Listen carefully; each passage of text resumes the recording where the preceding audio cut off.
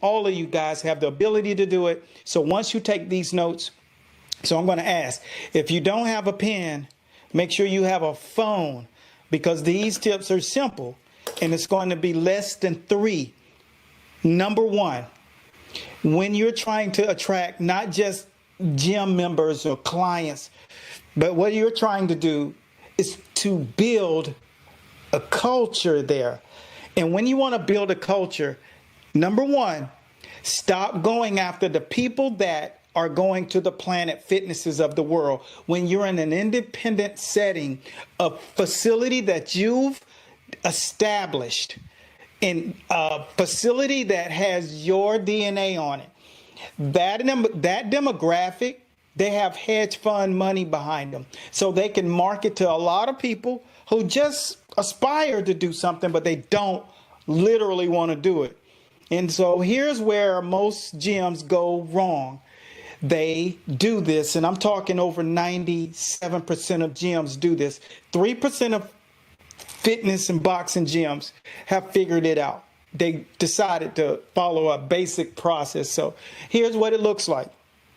The thing that they're doing wrong is they're having general fitness classes, and the group fitness is cool. If you are at a gym that literally has very low ceiling for retention, if you don't have a plan on retaining people, then that group fitness is fine. You just want to be a turn store. Your door just turning a revolving door consistently. That's cool. Do your thing, bro. But the reason why these gyms are failing when it comes down to April, May, June through September, October is because they didn't build a culture. They didn't have the opportunity to do it. And so what they're doing is gladiator kind of training, bunch of burpees, jump squats and all of the things that make people feel like they're working out.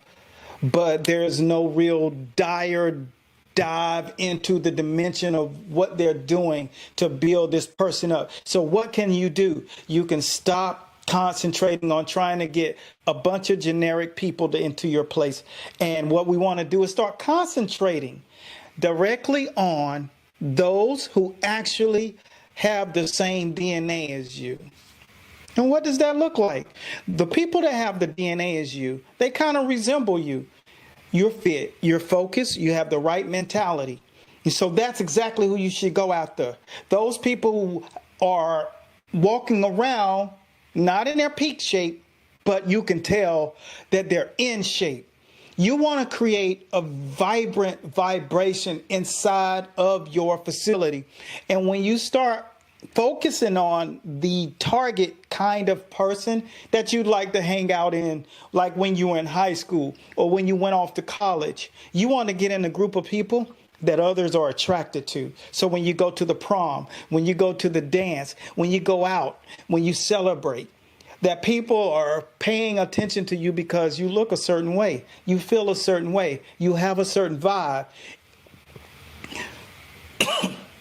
As a gym owner, that's your liberty. That's what you have at liberty to do. You have the opportunity to start creating the kind of training, and we call it results-based training. And results-based training offers up an actual outcome. And so that's what led me to create the first $1 million model for a gym back at the turn of the century before 2010. I was able to create that because if you're training physically, and I also had an online presence by 2013, if you're training physically and your class is on autopilot, it's just crushing it. We had to select people. We had classes as big as 65 people inside of it that we'd have to take the dynamics of it outside, and we took the dynamics of it to the beach outside.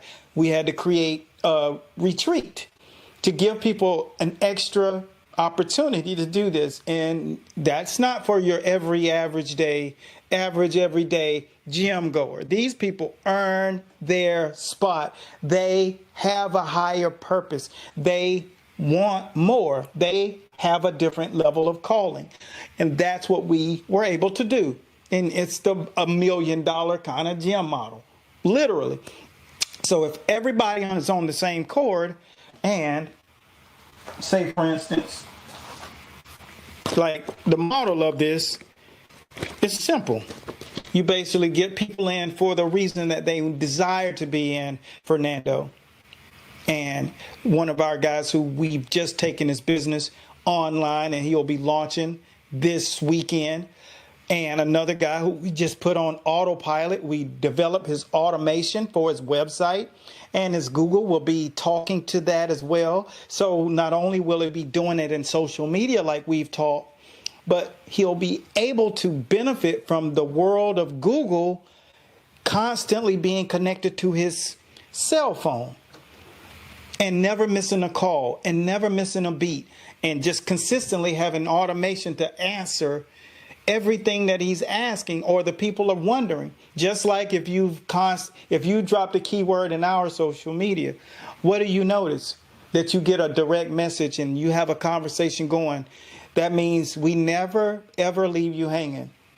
There's very few to no people that have been left hanging in our DMs, because everything is automated. So that's what we did.